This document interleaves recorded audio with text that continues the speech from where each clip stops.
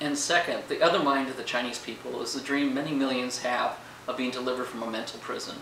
A nightmare of psychic noise, brutal pragmatism, and a Blade Runner-like future. I hope this helps you see some things in a different light. For a James Michener-like understanding of Tibet, China, and the America from the 1950s through today, how we got here, and possible ways to escape, please read my ebook. Like many important novels, it was written for my children, and whoever wants to verifiable facts so they can live the best lives they possibly can. I think you'll enjoy it. Thank you for your consideration, and I wish you a very good life. Lie number 1, the holiness denounces terror. The supposed truth, that Dalai Lama loves Soko, sarin gas killings in subways, and best of all, Bruno. The real fact is that the Dalai Lama smiles and nods nicely to everybody, knowing that they're way behind in awareness, some further than others obviously, and trying to encourage them to improve themselves. He did the same with Mao, such was his mistake. After the gassings, he again publicly acknowledged his mistake by being used by Soko. People try to shield him from approval by association, but aren't always successful. Lie number 2, the greatest living Prince of Peace. And the supposed truth, they cite a $1.7 million CIA war. The real facts is the CIA under Nixon and Kissinger funded and trained Tibetan freedom fighters, then abandoned them once they got China trade agreement. As part of that agreement, it was a ploy to get them to sign. Tibetans wanted to fight, Dalai Lama told them not to. Most suicided in despair. They mostly cut telephone lines, messed up roads, trains, and farming commune projects of Mao's.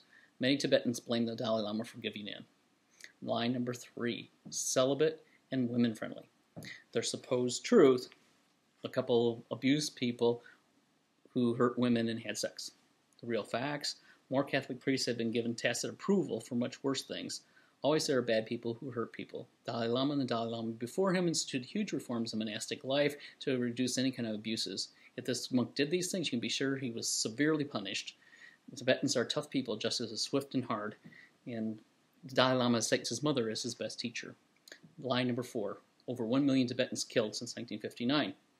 Their supposed truth, only 1.2 million lived there in 1959, and 2.6 million live there today. The real facts, census numbers are wrong. Millions have been killed, but since a majority of Tibetans live in rural areas and as nomads, they are never counted. Also, there are over 3 million Han Chinese now in Tibet. Tibetans are outnumbered in their own country. Cultural genocide is planned by Mao and meticulously executed over 50 years. Lie number 5, Tibet independent nation before 1950. The supposed truth, they show all kinds of maps that say something different. The real facts are, every map of Tibet that I've seen through years of research have been wrong, except some old French ones.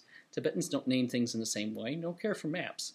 Conquerors and control freaks write maps they want. China destroyed 6,000 monasteries and temples and rebuilt Tibet in its image it wanted. I have pictures on my website showing construction of Tibet land Disney-esque tourist trap for Olympics, before and after and during.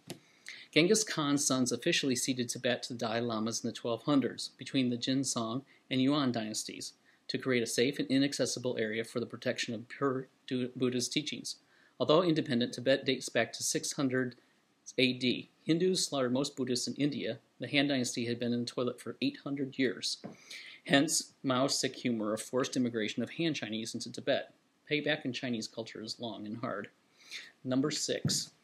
Dalai Lama says he wants democracy.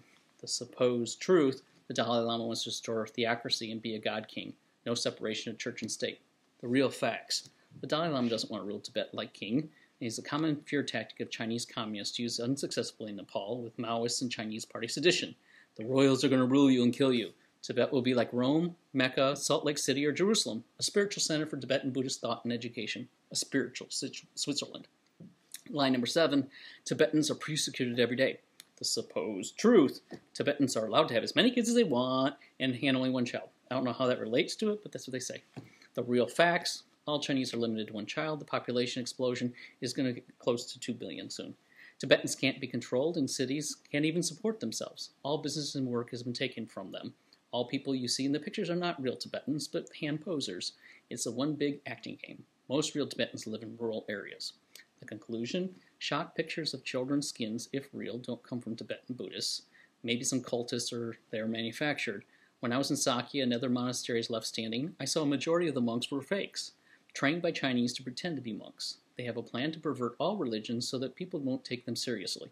These are the only reasons a few even still stand, and the life sacrifices of very diligent monks like those 30 in the Joking temple a few weeks ago. They save themselves up and then they throw themselves into the fire. If you want to see more, go to theamericandelusion.blogspot.com or patrickm.gather.com, and you can read the ebook. All these pictures and details are there.